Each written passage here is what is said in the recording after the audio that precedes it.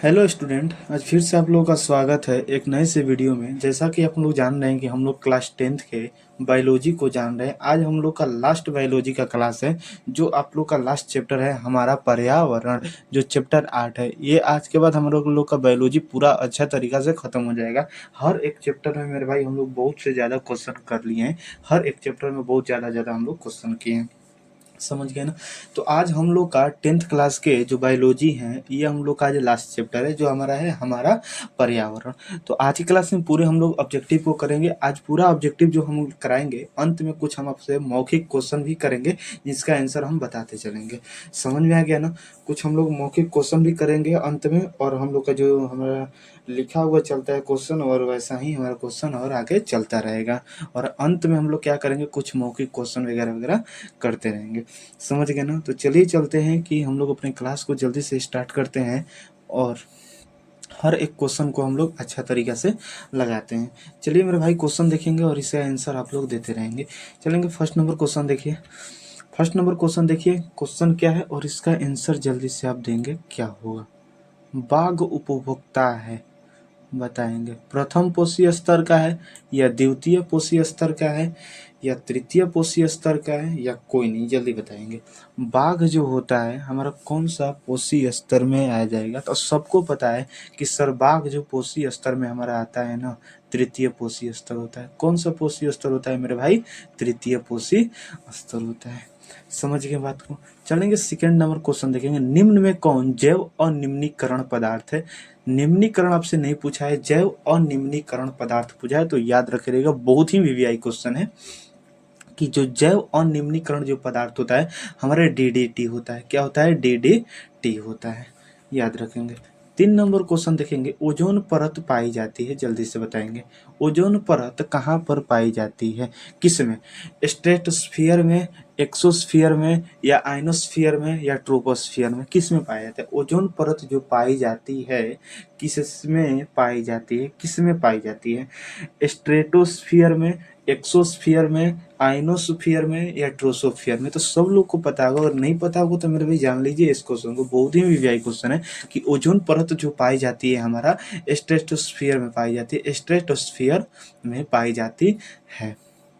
एक चीज बताएंगे हमको, ओजोन का थोड़ा सा, ओजोन का सामान्य सूत्र बताइए क्या होता है, सामान्य सूत्र। तो इस बात को याद रखिएगा, ओजोन का जो हमारा सूत्र होता है हमारा क्या होता है, O3 होता है।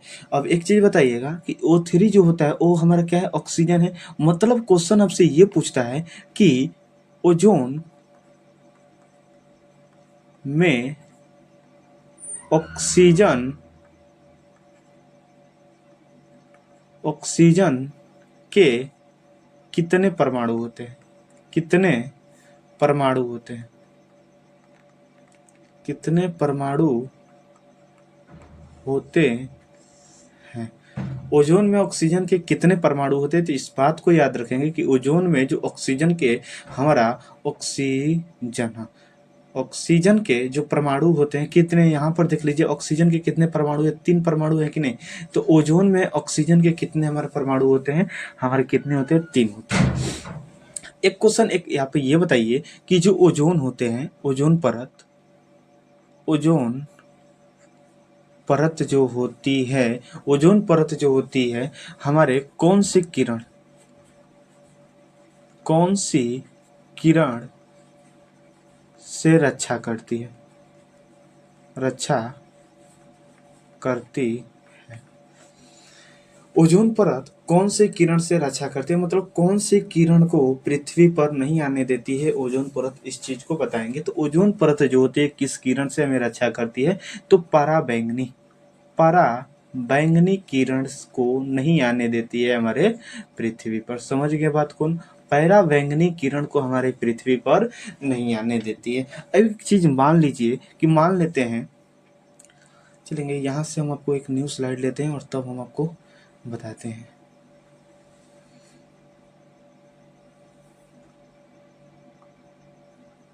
चलिए एक चीज बताइए हमको यहाँ पर, ये चीज कि जो हमारे ओजोन परत होते हैं मान लेते हैं कि जो पराबैंगनी किरण है, मान लेते हैं एक बार पराबैंगनी जो किरण है, एक बार के लिए मान लेते हैं कि पराबैंगनी किरण हमारे पृथ्वी पर आ जाए, पृथ्वी पर आ जाए तो सबको पता है कि जब लोगों पर ये पड़ेगा तो क्या हो जाएगा, कैंसर होगा। क्या होगा हमारे, कैंसर। लोगों में क्या फैलने लगेगा, कैंसर। एक चीज ये बताइए, यह कैंसर किस प्रकार का कैंसर होता है, तो हमें याद रखे रहेगा ये जो कैंसर होता है त्वचा कैंसर होता है। कैसा कैंसर होता है, त्वचा कैंसर होता है। समझ गए ना, त्वचा कैंसर कहने का मतलब स्किन कैंसर, हमारे बॉडी के त्वचा पर क्या होने लगता है, कैंसर होने लगेगा जब पराबैंगनी किरणें किसी के बॉडी पर पड़ेगा तब। समझ आएगा ना। तो पराबैंगनी जो किरण होती है, पराबैंगनी किरण को हमारे पृथ्वी पर आने से रोकती है कौन सा परत, ओजोन परत। समझ में आया क्या ना, ओजोन परत। अब एक चीज बताइए, यहाँ पर एक क्वेश्चन बताएंगे, ओजोन परत पाई जाती है कहाँ पर पाई जाती है, ओजोन परत कहाँ पाई जाती है, ओजोन परत कहाँ पाई जाती है। तो इस बात को याद रखेंगे। बताइए आप, वायुमंडल के ऊपरी सतह पर, वायुमंडल के ऊपरी सतह पर या वायुमंडल के निचली सतह पर। ऑप्शन नंबर सी आपका है, वायुमंडल के मध्य सतह पर। इस चीज को बताएंगे कि ये जो होते हैं हमारे, ओजोन परत कहाँ पर पाई जाती है, वायुमंडल के ऊपरी सतह पर, वायुमंडल के निचली सतह पर, वायुमंडल के मध्य सतह पर। इसका आंसर आप बताएंगे। बहुत ही इजी क्वेश्चन, ये सब लोग पढ़े होंगे अपने क्लास में कि ओजोन परत कहाँ पर पाई जाती है। तो ओजोन परत के, ओजोन के बारे में हम लोग इतना कुछ डिस्कस कर चुके हैं। समझ गए ना। चलेंगे अगला नंबर देखेंगे, निम्न में कौन एक जलीय आहार श्रृंखला है जो जल में कौन से आहार श्रृंखला का निर्माण करती है। जल में रहने वाला कौन कौन जीव हमारा एक आहार श्रृंखला का निर्माण करता है। इस चीज को ध्यान देंगे, जलीय आहार श्रृंखला पूछा है, मतलब जल में कौन सा आहार श्रृंखला का निर्माण करता है। तो एक चीज बताइए, बकरी क्या हमारे जल में रहती है। इसी तरह हम इसका आंसर गलत काट सकते हैं, जो खाली जल में रहे।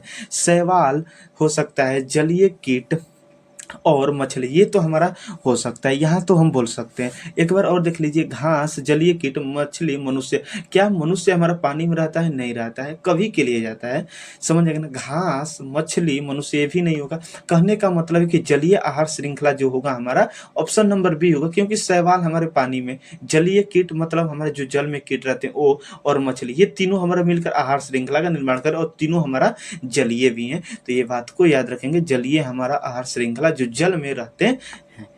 कहने का मतलब जो जल में रहते हैं, जो जल में रहते हैं। बात समझ गए। चलेंगे 5 नंबर क्वेश्चन बताइए, निम्न में से आप किसे उपभोक्ता के श्रेणी में रखेंगे, बताएंगे। उपभोक्ता का श्रेणी में रखेंगे। उपभोक्ता कहने का क्या मतलब होता है, जो उपभोग करता है, जो उपभोग करता है।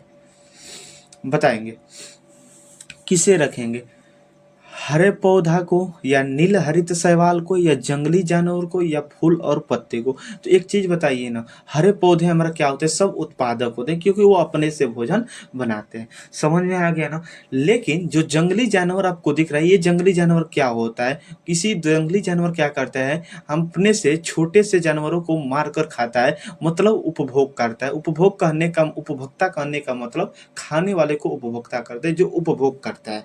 समझ में आ गया ना। तो जंगली जानवर क्या करता है, अपने से मारकर छोटे छोटे जानवरों का उपभोग करता है, सेवन करता है, खाता है। तो मतलब ऑप्शन नंबर सी हो जाएगा। 6ठा नंबर क्वेश्चन देखेंगे और अच्छा तरीके से बताएंगे कि निम्न में कौन एक जैविक प्रक्रम द्वारा अपघटित होने वाला पदार्थ है। कहने का मतलब है कि कौन जैविक प्रक्रम द्वारा अपघटित हो जाएगा, मतलब गल जाएगा। कौन हमारा, कौन अपघटित कहने का मतलब गल जाना। क्या होता है मेरे भाई, अपघटित मतलब गल जाना, छोटे छोटे टुकड़ों में टूटकर गल जाना। तो एक चीज बताइए हमें, पॉलीथीन गैस, क्या पॉलीथीन कभी हमारा गलता है, नहीं गलता है सर। रबर भी नहीं गलता है, प्लास्टिक का बोतल कभी गलता है? नहीं गलता है। मतलब जो सूखे घास पत्ते होते हैं, सूखे घास पत्ते ये क्या हो जाते हैं मेरे भाई? गल जाते हैं। मतलब हमारा ऑप्शन नंबर ए हमारा राइट हो जाता है। समझ गए? 7 नंबर क्वेश्चन बताएंगे, हरे पौधे क्या कहलाते हैं? पीछे हम आपको बताए हैं कि हरे पौधे जो क्या कहलाते हैं, आपका उत्पादक कहलाते हैं। क्या कहलाते हैं? उत्पादक कहलाते हैं, क्योंकि हरे पौधे क्या करते हैं? भोजन अपने से बनाते हैं, किसी को मार कर नहीं खाते हैं, वो अपने से भोजन बनाते हैं। समझ में आ गया ना? समझ में आ गया बात को? चलेंगे 8 नंबर क्वेश्चन बताएंगे, इनमें कौन मुर्दाखोर है? कौन इसमें हमारे मुर्दाखोर है, इस बात को आप बताएंगे। मुर्दाखोर हमारे कौन से हैं? कौवा हमारे इस तरह लिखाएगा। समझ गए ना? आंसर इसका आप बताएंगे। 9th नंबर बताएंगे, निम्न में कौन पर्यावरण के जैविक घटक नहीं है? जैविक घटक नहीं है, जल्दी से बताएंगे।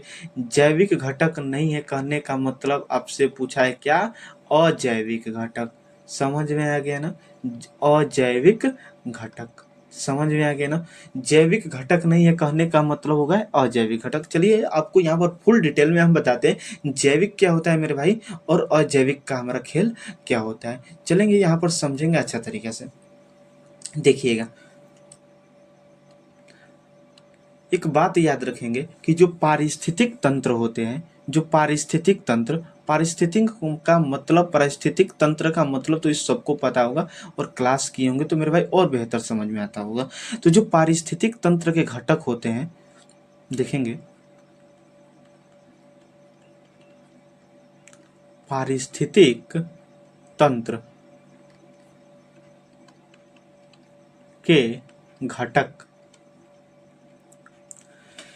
चलेंगे देखेंगे पारिस्थितिक तंत्र के जो घटक होते हैं कितने होते हैं मेरे भाई? 2 होते हैं। कितने होते हैं? 2 होते हैं। पहला हमारा क्या होता है?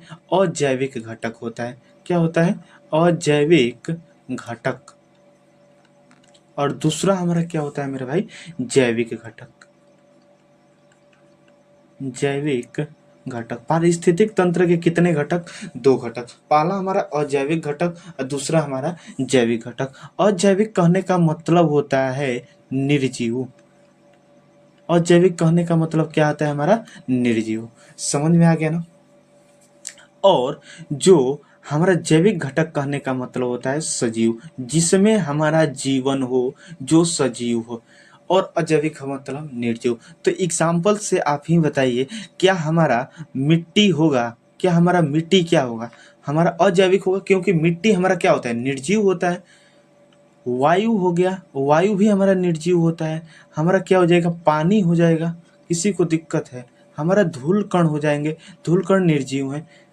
समझ में आ गया ना? मतलब जो निर्जीव हो। क्या आप एक चीज बताइए, चलेंगे यहाँ तक आप समझ गए होंगे कि अजैविक घटक इसमें जिसमें हमारा निर्जीव हो, और इसमें हमारा क्या होगा? जैविक में क्या होगा? जिसमें जो हमारा सजीव हो। मनुष्य हमारा सजीव हो जाएंगे। क्या जंतु भी हमारा सजीव होते हैं? हाँ सर। पेड़ पौधे भी होते हैं? हाँ सर। पेड़ पौधे भी क्या होते हैं हमारे? जैविक घटक होते हैं। बहुत सारा हो जाते हैं। जो खाली आपको दिख जाए, जो आपको दिख जाए कि हमारा क्या होगा, जिसमें सजीव हो, जो सजीव हो वही क्या हो जाता है? हमारा जैविक घटक हो जाता है। और जो निर्जीव होता है वो अजैविक घटक होता है। ये चीज आप अच्छे तरीका से समझ गए होंगे कि जैविक कहने का मतलब जिसमें सजीव हो, जो सजीव हो, और अजैविक कहने का मतलब सर जो निर्जीव हो। समझ गए? तो अब आपका क्वेश्चन अपने से सॉल्व हो जाएगा। चलेंगे देखेंगे, मारेंगे इसका आंसर। क्या पूछा है? जो जैविक घटक नहीं है, मतलब अजैविक पूछा है। अजैविक मतलब क्या होता है? निर्जीव को कहते हैं अजैविक। निर्जीव को मेरे भाई क्या कहते हैं? अजैविक। तो निर्जीव इसमें से देख लीजिए कौन है? मनुष्य क्या सर निर्जीव है? नहीं है। जंतु हमारा निर्जीव है? नहीं है। पौधे हमारे निर्जीव है? नहीं है। मतलब हमारा राइट आंसर क्या हो जाने वाला है सर? वायु होगा। क्या होने वाला है? वायु हो जाएगा। 9th का क्या हो जाएगा? बी हो जाएगा, क्योंकि सर वायु जो होता है हमारा क्या होता है? निर्जीव होता है। समझ गए बात? चलेंगे 10 नंबर क्वेश्चन आप बताएंगे। 10 नंबर क्वेश्चन को पढ़िए और इसका आंसर बताएंगे। जैव अनिम्नीकरण प्रदूषक है, बताएंगे। अब इसका मतलब ये मत रख लीजिएगा कि सर आप तो बताए हैं जैव कहने का मतलब हमारा क्या होता है, हमारा सजीव होता है। ऐसा बात नहीं है, वो हमारा क्या पढ़े थे हम लोग, उसको घटक में पढ़े थे, घटक। लेकिन हमारा यह निम्नीकरण अनिम्नीकरण का बात आया है। तो जैव निम्नीकरण अनिम्नीकरण कहने का मतलब होता है कि, चलिएगा यहाँ पर समझिएगा, जो सबसे पहला बात हम आपको बताते हैं, देखिए जैव एक क्या होता है, दो प्रकार का होता है। देखिए एक चीज ये होता है कि जो जैव निम्नीकरण होता है, जैव निम्नीकरण, जैव निम्नीकरण होता है, और दूसरा आपका होता है अजैव निम्नीकरण, अजैव निम्नीकरण। अजैव नहीं होता है आपका, जैव अनिम्नीकरण होता है, जैव अनिम्नीकरण। कभी कभी देखेंगे तो आपको क्या देगा, पहला जैव निम्नीकरण दे देगा, दूसरा जो देता है अजैव दे देता है, लेकिन यहाँ पर अ नहीं लगाएगा, निम्नीकरण लगा देगा, मतलब अजैव निम्नीकरण कह देगा। इस चीज को इस तरह भी बोल सकते हैं, जैव अनिम्नीकरण। समझ गए बात को? चलेंगे अब बात को यहाँ पर थोड़ा सा गौर देंगे। अब बात यहाँ पर समझेंगे, जैव निम्नीकरण कहने का मतलब क्या होता है, जैव निम्नीकरण का क्या मतलब होता है, और जैव अनिम्नीकरण कहने का क्या मतलब मेरा भाई होता है। समझ में आ गया ना? तो चलेंगे अब एक चीज हमको यहाँ पर एक चीज बताएंगे यहाँ पर। चलिए यहाँ पर आपको हम एकदम अच्छा डिटेल में बताते हैं कि कैसे चीजें यहाँ पर हमारा चलती हैं। जैव और अजैव का थोड़ा सा फंडा हम लोग समझ लेते हैं कि क्या होता है। देखेंगे पहला हमारा होता है जैव निम्नीकरण, जैव निम्नीकरण, निम्नीकरण, और दूसरा जो है आपका अजैव निम्नीकरण होता है, या इसी को बोल सकते हैं जैव अनिम्नीकरण, जैव अनिम्नीकरण। अगर आप अनिम्नीकरण नहीं लिखना चाहते हैं तो अ को जोड़ दीजिए जैव के साथ, अजैव निम्नीकरण कर दीजिए। समझ आएगा ना? चलिए दोनों का मतलब मेरे भाई हम समझ लेते हैं कि क्या मतलब होता है आखिर ये दोनों का। जैव निम्नीकरण कहने का मतलब होता है जो गल जाए और उससे हम फिर से उपयोग में ला सकें, और उससे हम फिर से उपयोग में ला सकें। ये होता है जैव निम्नीकरण का, जो गल जाए और हमारा फिर उसे हम अपना उपयोग में ला सकें। और जैव अनिम्नीकरण कहने का मतलब होता है जो नहीं गले, जो न गलता हो, जो न गलता हो। समझ में आ गया ना? जैसे कहने का मतलब आप ही एक चीज बता दीजिए, क्या हमारा प्लास्टिक कभी, प्लास्टिक की जो भी चीजें होंगी, क्या प्लास्टिक हमारा कभी गलेगा? नहीं गलेगा, मतलब सर जैव अनिम्नीकरण हो जाएगा। इस चीज को याद रख लेंगे कि जैव निम्नीकरण होता है जो गल जाए और उससे हमें फिर उपयोग में ला सकें, और जैव अनिम्नीकरण का कहने का मतलब है जो न गलता हो। समझ गए बात को ना? तो उसी को हिसाब में रखते हुए, दिमाग में रखते हुए मेरे भाई इस क्वेश्चन का आप आंसर देंगे। क्या पूछा है? जैव अनिम्नीकरण पदार्थ, मतलब कहने का मतलब जो गल जाए, जो गल जाए वही तो होता है हमारा जैव अनिम्नीकरण पदार्थ। तो हमारा जैव कौन गल जाएगा सर? सॉरी, जैव अनिम्नीकरण कहने का मतलब जो न गले, जो न गले। देख लीजिए यहाँ पर हम आपको बताए हैं जैव अनिम्नीकरण कहने का क्या मतलब है, जो न गलता हो, जो मतलब प्लास्टिक नहीं गलता है सर। तो अब एक चीज बताइए, क्या हमारा जैव अनिम्नीकरण पूछा है तो आपके हिसाब से क्या होने वाला है? तो सर हमारा प्लास्टिक हो जाएगा, क्योंकि प्लास्टिक हमारा नहीं गलेगा, प्लास्टिक हमारा नहीं गलेगा। समझ जाएंगे ना? 11 नंबर क्वेश्चन बताएंगे, तालाब किस प्रकार का पारिस्थितिक तंत्र है?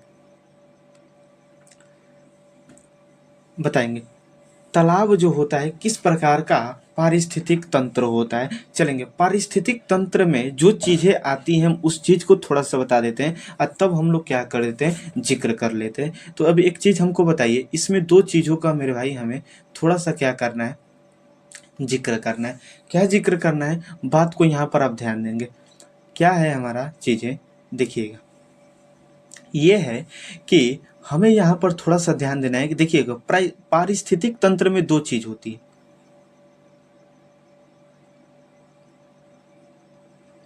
पारिस्थितिक तंत्र में दो चीजें होती हैं। कौन कौन दो चीजें होती हैं, इन बात को थोड़ा सा आप ध्यान देंगे। पारिस्थितिक तंत्र में हमारा दो चीजें होती हैं। कौन कौन सर दो चीजें होती हैं मेरा भाई, देख लो और समझ लो।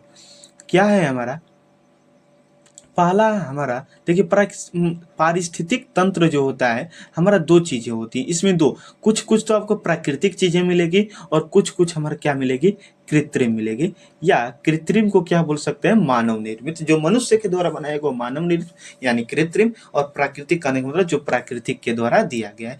तो पारिस्थितिक तंत्र में हमारा दो चीजें होती हैं। पहला तो हमारा कुछ हमारा क्या मिलेगा, प्राकृतिक चीजें मिलेंगी, और दूसरा कुछ हमारा मानव निर्मित मतलब कृत्रिम मिलेगा। चलेंगे प्राकृतिक कहने का मतलब होता है प्राकृतिक में कौन सा हमारा पारिस्थितिक तंत्र आ जाएगा, प्राकृतिक में कौन सा पारिस्थितिक तंत्र आ जाएगा, ये थोड़ा सा बताएंगे। प्राकृतिक कहने का मतलब क्या है, जो प्रकृति के द्वारा दिया गया, जो मनुष्य न बनाया हो, वो प्राकृतिक कहने का मतलब। तो क्या बताइए, नदी हमारा मनुष्य के द्वारा बनाया गया है? नहीं सर, मतलब प्राकृतिक हो जाएगा। समझ में आ गया ना।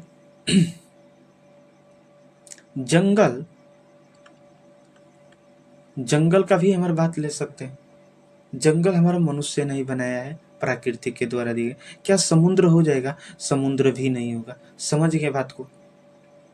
अब कोई कहेगा सर क्या हमारा खेत क्या होने वाला है, सर खेत तो हमारे मनुष्य के द्वारा ही न बनाया जाता है। हमारा क्या होता है कि हमारे मिट्टी वगैरह होते हैं, तो सबसे पहले उनका जुताई वगैरह करके तो हमारा खेत का लोग निर्माण कर देते हैं। तो खेत हमारा क्या आ जाएंगे, कृत्रिम में आ जाएंगे। अब कोई बोलेगा क्या सर तालाब हमारा क्या होने वाला है, सर तालाब हमारा मनुष्य के द्वारा बनाया गया चीज है। समझ जाएंगे ना। लेकिन लेकिन लेकिन इस बात को याद रखेंगे, झील हमारा नहीं होगा, क्योंकि झील हमारा मनुष्य के द्वारा नहीं बनाया गया है चीजें। झील हमारा प्राकृतिक होती है। तालाब हो गया हमारा, तालाब हमारा कृत्रिम हो जाएगा। बात को समझते रहेंगे। खेत हो गया मेरे भाई, इस बात को आप इस तरह ध्यान में चलते हैं। मतलब जो मनुष्य के द्वारा बनाया गया हमारा कृत्रिम हो जाएगा, और जो प्राकृतिक के द्वारा बनाया गया है वो क्या हो जाएगा मेरे भाई, हमारा प्राकृतिक हो जाएगा। समझ में आ गया ना। इसी बात को ध्यान में रखते हुए चलिए अब इस क्वेश्चन को आप जल्दी से मारेंगे। तालाब किस प्रकार का पारिस्थितिक तंत्र है, तालाब किस प्रकार का पारिस्थितिक तंत्र है, जल्दी से इसका आंसर आप बताएंगे कि तालाब किस प्रकार का पारिस्थितिक तंत्र है। तो सर जो तालाब होता है हमारे मानव निर्मित कृत्रिम होता है। क्या होता है, कृत्रिम होता है। समझ गए बात को। अच्छा तरीका से आप इस बात को ध्यान में रखेंगे। समझ में आ गया ना। चलेंगे आप लोग थोड़ा सा बताएंगे कि तालाब जो होगा, इस क्वेश्चन में थोड़ा सा गौर करके ये बताइएगा कि तालाब हमारा क्या होना चाहिए, कृत्रिम या प्राकृतिक। ये थोड़ा सा आप लोग श्योर होकर बताएंगे। इसका आंसर कमेंट बॉक्स में जरूर से इस क्वेश्चन को आपको बताना है कि क्या होने वाला है, क्योंकि ये क्वेश्चन बहुत ही वीवीआई है और एग्जाम में हमारा आ भी चुका है। 12 नंबर क्वेश्चन आप बताएंगे कि निम्न में कौन स्थलीय पारितंत्र नहीं है। जो स्थल पर नहीं होते, कौन सा पारितंत्र नहीं है बताएंगे। स्थलीय मतलब जो हमारे जमीन पर नहीं होते, बताइए जल्दी से बताएंगे कौन स्थलीय पारितंत्र हमारा नहीं है। तो क्या सर जंगल हमारा जमीन पे है, हाँ है। घास का मैदान जमीन पे है, मरुस्थल है। एक्वेरियम नहीं होता है, मतलब हमारा ऑप्शन नंबर बी हमारा राइट हो जाएगा। समझ जाएंगे ना। 13 नंबर क्वेश्चन बताएंगे, सीएफसी है, सीएफसी है बताएंगे। सीएफसी क्या है, सीएफसी को क्या विस्तृत रूप क्या है इसका हमारा, क्लोरोफ्लोरोकार्बन, कार्बन फ्लोरोकार्बन, कार्बन फ्लोरोक्लोरो, या कोई नहीं बताएंगे। तो इस बात को याद रखेंगे, जो सीएफसी का होता है फुल फॉर्म क्लोरोफ्लोरोकार्बन होता है। क्लोरोफ्लोरोकार्बन हमारा होता है। समझ गए ना।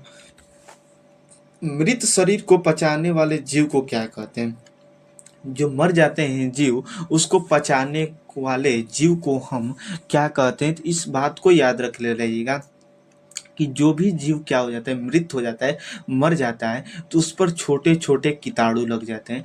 छोटे छोटे कीटाणु लग जाते हैं, जिसे हम क्या कहते हैं, अपघटक कहते हैं, अपघटक कहते हैं। जैसे कहने का मतलब लग जाएगा हमारा कवक वगैरह, बहुत सारा कुछ हमारा लग जाएगा, जो उसको क्या कर लगेगा, अपघटक करने लगेगा, उसको खाने लगेगा, सड़ाने लगेगा, मतलब अपघटक कहलाता है। समझ में आ गया ना। 15 नंबर क्वेश्चन बताएंगे कि वनों की अधिक कटाई का परिणाम क्या हो सकता है। मतलब जब बहुत अधिक मात्रा में हम पेड़ को, वन को काटने लगेंगे तो क्या परिणाम होगा, या कम वर्षा होगा, भूसंकलन होगा, भूमि अपरदन तथा बाढ़ होगा, या सभी। जल्दी से बताएं। तो यहाँ पर बोलेंगे सर ये हमको सभी लग रहा है, सभी लग ही नहीं रहा है मेरे भाई, होगा ही होगा। समझ गए बात को ना। 16 नंबर क्वेश्चन बताएंगे, जैव वातावरण में शामिल है, बताएंगे जैव वातावरण में कौन शामिल है, इस चीज को आप बताएंगे, क्योंकि इस चीज को आपको बहुत तरीका से हम समझा चुके हैं। आप बोलेंगे सर जैव घटक कहने का तो आप मतलब बताए हैं कि जो सजीव हो, क्या हो मेरे भाई, जो सजीव हो। तो चलिए चलते हैं, हम लोग आंसर को मिलाते हैं। क्या यहाँ पर हमको पहला नंबर ही ऑप्शन में मृदा दिख गया, मिट्टी दिख गया, जल वायु, क्या ये सर सजीव है? नहीं है सर, मतलब नहीं होगा। हमें से जैव पूछा है, मतलब हमें सजीव वाले को खोजना है। जंतु सजीव है सर, पौधे भी है, मनुष्य मतलब सजीव, सही, ये तो सही है। लेकिन सूर्य का प्रकाश, वायु वर्षा क्या हमारा सजीव है सर? नहीं है, ये भी नहीं होने वाला है। मतलब हमारा राइट आंसर सर क्या होने वाला है? राइट आंसर हमारा होने वाला है ऑप्शन नंबर बी। क्योंकि ऑप्शन नंबर बी में आपको क्या दिख रहा है, जंतु, पौधा और मनुष्य क्या है मेरे भाई, ये सब हमारा सजीव है, मतलब जैव घटक में आ जाएंगे। बात समझ गए। 17 नंबर क्वेश्चन बताएंगे, वैसा जीव जो पौधे एवं जंतु दोनों का भक्षण करते हैं क्या कहलाते हैं? सबको पता होगा, ये क्वेश्चन हर एक बच्चे को पता होगा मेरे भाई, क्या कहलाता है। तो जो जीव जो पौधे एवं जंतु दोनों का भक्षण करते हैं, तो इस सबको पता है, सर्वभक्षी कहलाता है। जो दोनों का करता है सर्वभक्षी कहलाता है।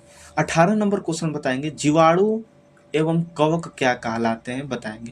क्वेश्चन सबको पता है, इसका आंसर भी सबको पता है कि सर जो हमारा जीवाणु और कवक होते हैं ये सब क्या कहलाते हैं, हमारा अपघटक कहलाते हैं। क्योंकि मरे हुए जीव को ही क्या करते हैं, पचाने में हमारा काम आते हैं, को तो उसको तोड़ने में काम आते हैं। तो जीवाणु एवं जो कवक सर कहलाते हैं ना, हमारे अपघटक कहलाते हैं। क्या कहलाते हैं? अपघटक कहलाते हैं। समझ गए बात को। 19 नंबर क्वेश्चन आप बताएंगे अच्छा तरीका से, क्वेश्चन में दम नहीं है मेरे भाई। सौर ऊर्जा जीवमंडल में निम्न में से किसके द्वारा प्रवेश करती है? सौर ऊर्जा जो होती है, सौर ऊर्जा कहने का मतलब होता है क्या, सौर ऊर्जा कहने का क्या मतलब है, सबको समझ में आता है कि सौर ऊर्जा सर कहने का मतलब होता है जो सूर्य से ऊर्जा आती है, जो सूर्य से ऊर्जा आती है, जो सूर्य से ऊर्जा, जो सूर्य से ऊर्जा आती है वही तो सर सौर ऊर्जा होती है। हाँ सर वही होता है, जो सूर्य से ऊर्जा आती है सौर ऊर्जा कहलाता है। तो बताइए जो सूर्य से ऊर्जा आती है जीवमंडल में निम्न में किसके द्वारा प्रवेश करते हैं, बताएंगे। हमारे हर एक जीव में किसके द्वारा प्रवेश करती है, समझ के बताइए।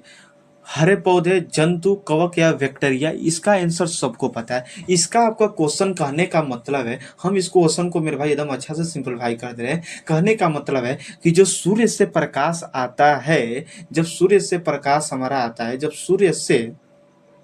जो सूर्य से ऊर्जा हमें मिलता है, उस सूर्य का ऊर्जा हमारे अंदर किसके द्वारा प्रवेश करती है, समझेगा ना। जैसे कहने का मतलब है कि यहाँ पर समझिएगा, यहाँ पर एक बार के लिए मान लेते हैं कि हमारा क्या है, सूर्य है। क्या है? सूर्य। ये क्या है मेरे भाई? सूर्य। क्या है ये? आपका सूर्य। और यहाँ पर मान लेते हैं क्या है, एक इंसान है।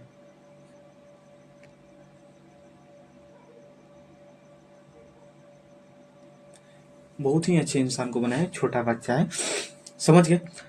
अब एक चीज बताइए, कहने का मतलब है कि सूर्य का ऊर्जा कोई भी जीव में किसके द्वारा प्रवेश करता है।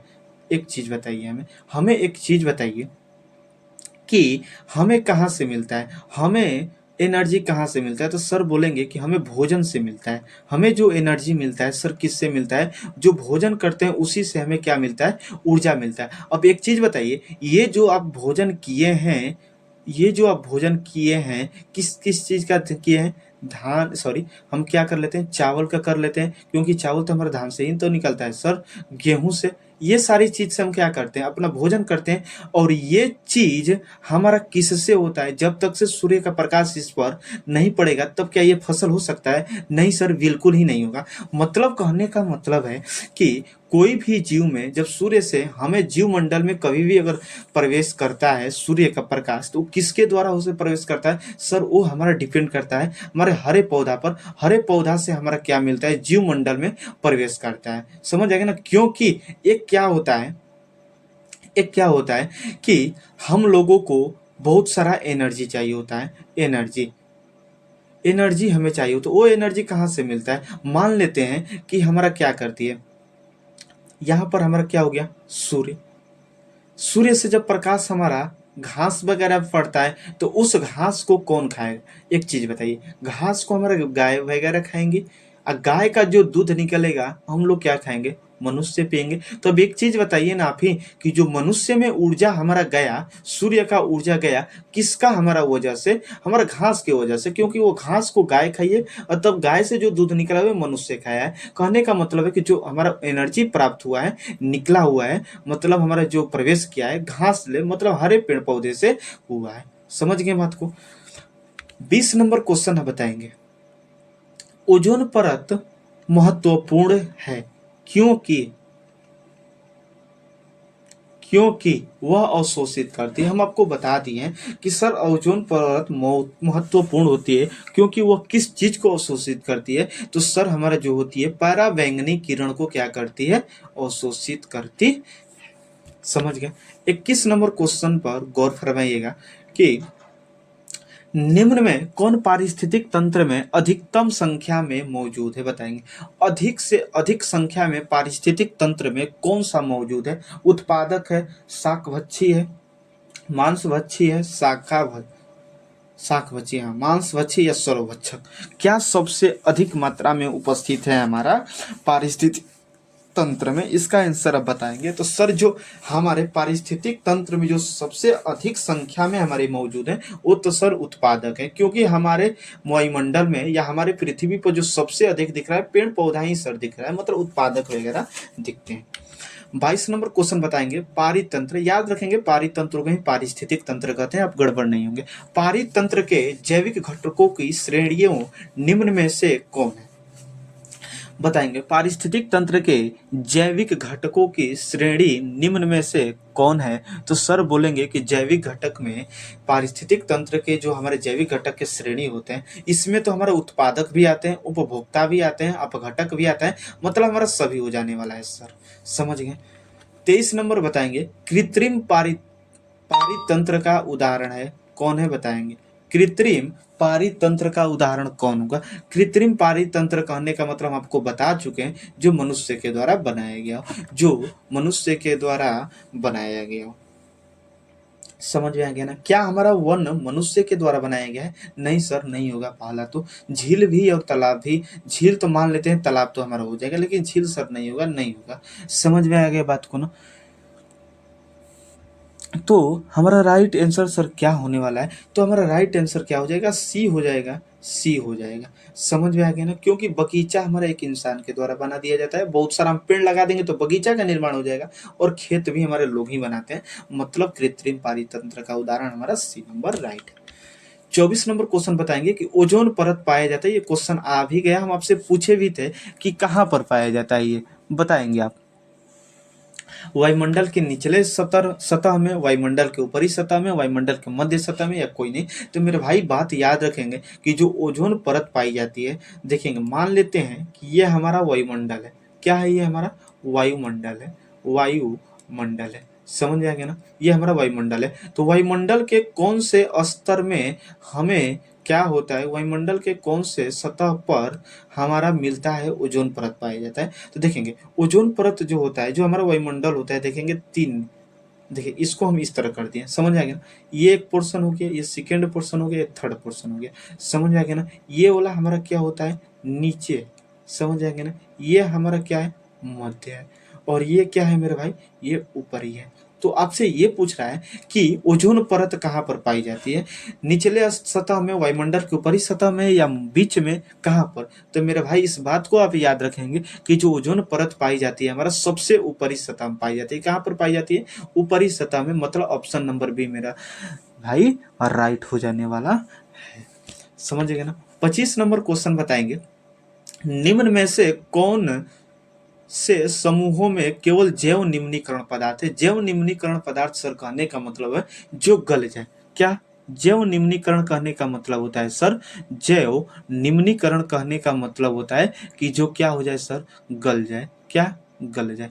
बात समझ रहे हैं? जो गल जाए। तो अब एक चीज बताइए, जो गल जाए, लिख दे रहे हैं, जो गल जाए वही क्या होता है? जैव निम्नीकरण। सर घास, अब एक चीज यहां पर देखिए, चमड़ा क्या हमारा गलेगा? नहीं गल सकता है।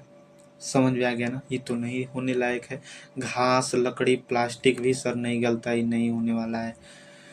और क्या? फलों के छिलके, केक, स्टील, और हमारा केक, लकड़ी एवं शीशा। लकड़ी सर हो जाएगा, ये हो जाएगा शीशा, हो जाने लायक है। लेकिन फलों के छिलके हो गए, केक हो गए, केक तो सर हो सकता है, स्टील वगैरह ये तो नहीं हो सकता है। मतलब ये हमारा लग रहा है। आप लोग को क्या कर रहे हैं ये थोड़ा सा आप ऑप्शन में बताएंगे कमेंट में, क्योंकि यही थोड़ा लग रहा है मेरे को।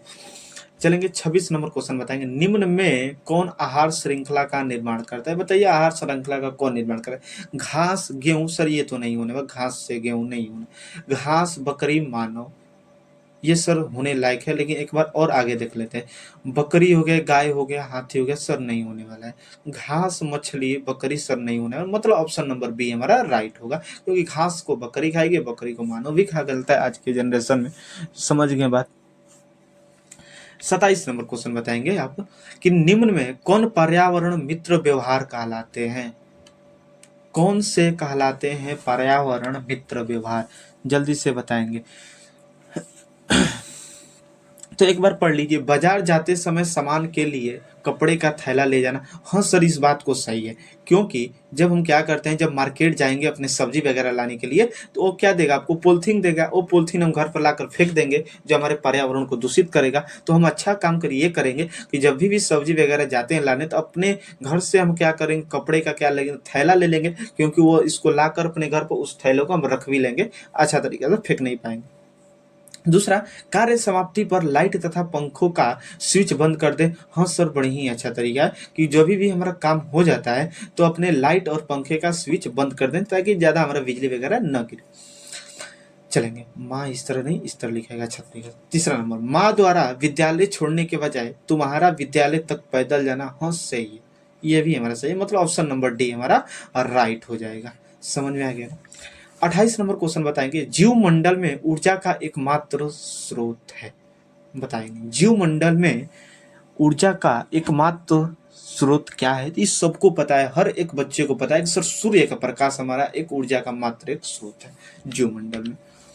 29 नंबर बताएंगे, घास स्थलीय पारितंत्र में उत्पादक है। बताएंगे घास स्थलीय पारितंत्र में उत्पादक हमारा कौन हो सकते हैं? घास में जो रहने वाला है, क्या सर घास होगा, कीड़े होंगे, हिरण होंगे, या हमारे जंगल होंगे? बताएंगे घास स्थलीय में, इस चीज को आप बताएंगे।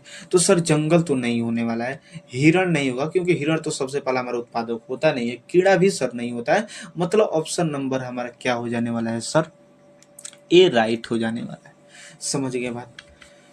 चलेंगे 30 नंबर देखेंगे कि ओजोन के एक अणु में ऑक्सीजन के कितने परमाणु होते हैं? बताएंगे मेरे भाई जल्दी से। ओजोन के एक अणु में ऑक्सीजन के कितने परमाणु होते हैं? ओजोन का फॉर्मूला हमारा O3 होता है सर। 3 दिख रहा है, मार दीजिए ऑप्शन नंबर सी। इसी तरह सर ओजोन में कितने हमारे परमाणु मेरे भाई आ गए? समझ गए बात को इतना तरीका से।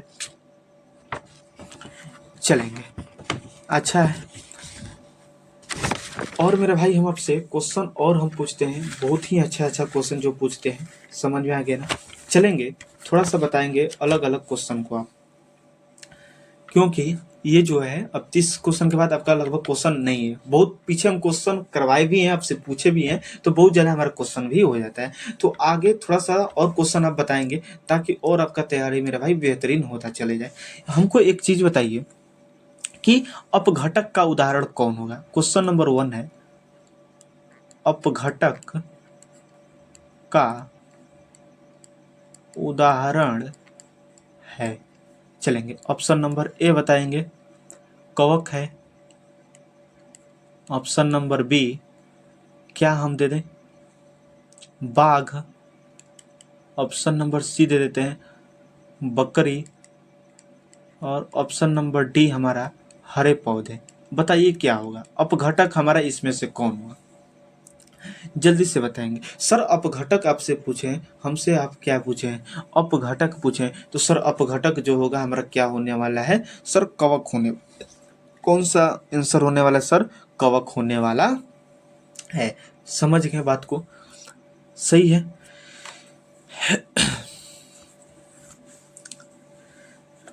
चलेंगे बताएंगे अच्छा तरीका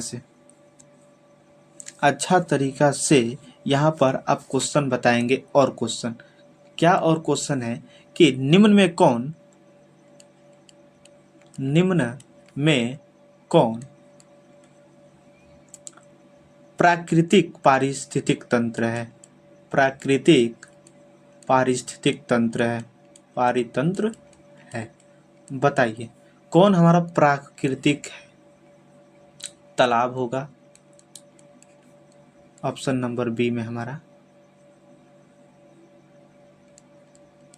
फसल होगा ऑप्शन नंबर सी में। क्या आपका होगा झील होगा ऑप्शन नंबर डी में आपका जंगल होगा। बताएंगे इस चीज को क्या होगा। कौन प्राकृतिक पारिस्थितिक तंत्र है जल्दी से आप बताएंगे। फसल नहीं सर फसल तो हमारा मानव निर्मित होता है ये नहीं होगा। तालाब भी नहीं होगा ये दोनों। तो प्राकृतिक जो पारितंत्र होता है हमारा प्राकृतिक तो हमारा झील भी आ जाएगा जंगल भी आ जाएगा मतलब ये दोनों हमारा हो जाएगा। समझ जाएंगे ना। लेकिन अगर उसके अकॉर्डिंग हम चले तो ज़्यादा हमारा होना चाहिए जंगल। क्योंकि झील तो मान लेते हैं थोड़ा मोड़ा लेकिन जंगल नहीं हो सकता है। जंगल हमारा पारिस्थितिक तंत्र यहाँ पर हमारे दोनों हम टिक करना पड़ेगा। समझ गए ना। मतलब ऐसा ऑप्शन आपके मेरे भाई एग्जाम में हालांकि नहीं ही रहेंगे। इस बात को थोड़ा सा ध्यान देंगे। चलेंगे अगले नंबर क्वेश्चन पे। ये क्वेश्चन आप बताएंगे कि वायुमंडल में जो CO2 की मात्रा होती है कितनी होती है। तो याद रखेंगे 0.03% सर होती है। समझ गए ना। चलेंगे और क्वेश्चन देखेंगे आप और क्वेश्चन का जवाब देंगे। आपसे हम क्वेश्चन पूछ रहे हैं और आप मेरे भाई जवाब देते चलेंगे। इतना जितना क्वेश्चन पूछते हैं वो मेरे भाई आप क्या करिए वो कमेंट में देते चलिए। जब भी आप वीडियो देखते हैं तो कमेंट में देते चलिए क्वेश्चन अच्छा लगता है। चलेंगे बताएंगे। अगला क्वेश्चन आपसे ये है जो बड़ी ही हमारा इजी क्वेश्चन है और सबको भी पता है कि पारितंत्र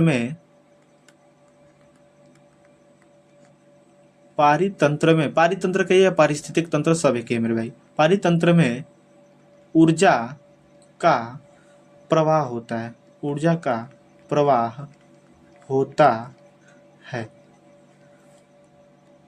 ऑप्शन नंबर ए एक दिशीय मतलब एक दिशा में खाली एक दिशीय। Option number B बहुदिशीय।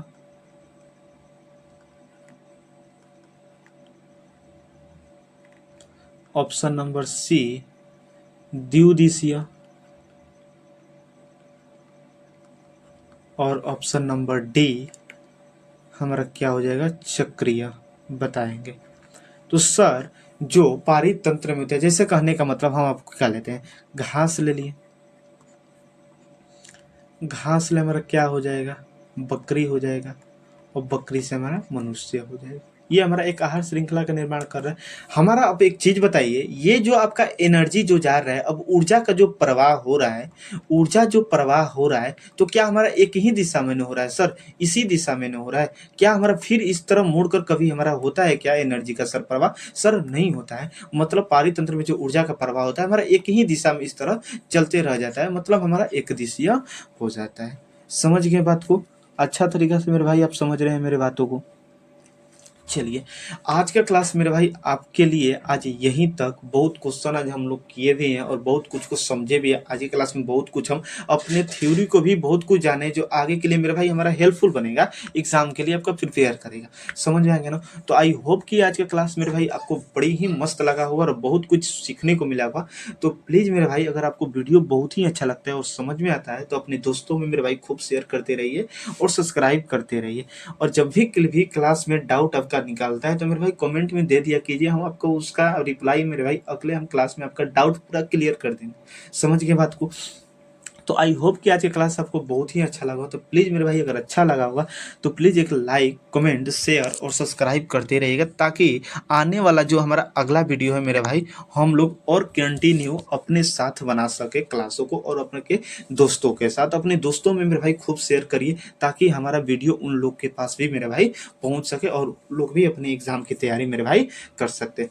तो चलिए चलते हैं, हम लोग क्या करते हैं, हम अगले क्लास में मिलते हैं। आज आप लोग का क्लास जो हुआ पूरे हमारे बायोलॉजी का मेरे भाई एंड हो चुका। पूरा जितना भी बायोलॉजी आप लोग का चैप्टर था पूरा खत्म हुआ।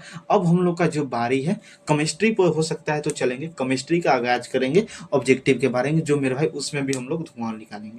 समझ में आ गया? उसमें भी हर एक क्वेश्चन को मेरे भाई हम लोग धुआं धुआं करेंगे।